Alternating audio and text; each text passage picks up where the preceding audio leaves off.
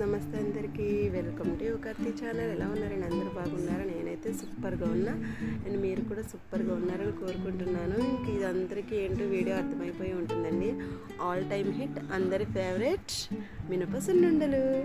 అందరికీ ఫేవరెట్ అని నేను అనుకుంటున్నాను. నాకైతే మా ఇంటిలో పాదికైతే మాత్రం మంచి ఫేవరెట్ అండి. ఇది వచ్చేసి మంచి హెల్తీ ఫుడ్ కదా. దీని ప్రాసెస్ అయితే మరి చూసేయండి.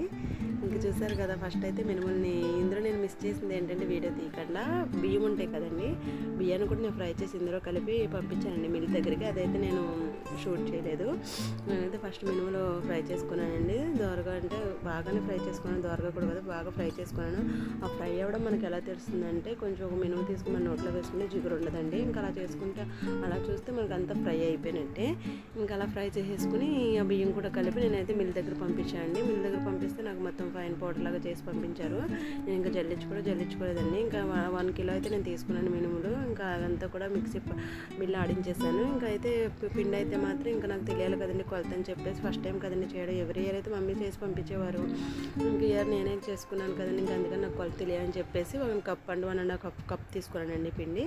తీసుకుని 1 కప్పు మీద 1/2 కప్ అండి 1/2 కప్ ఏమో బెల్లం తీసుకుని కలిపేసానండి. కలిపేసి దాని మిక్సీలో ఇంకా మొత్తం బెల్లం అంతా అందులో కలిసేలాగా ఫైన్ పౌడర్ లాగా చేసుకున్నాను అనమాట.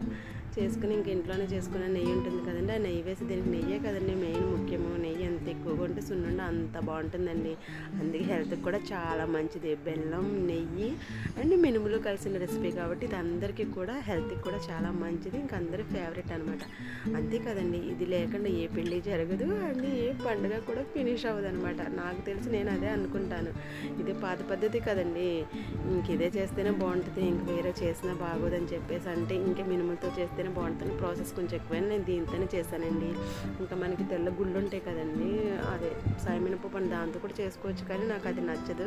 నాకు దీంతోనే నచ్చుతుంది. ఇంకా అంతో బెల్లంతో కూడా చేయడం అంతంగా చాలా నచ్చుతుంది అని చెప్పేసి నేను దీంతోనే చేసుకున్నానండి. కష్టమైనా కానీ దీని టేస్ట్ చూస్తే మనం అన్నీ మర్చిపోతాం అన్నమాట, అంత బాగుంటుంది.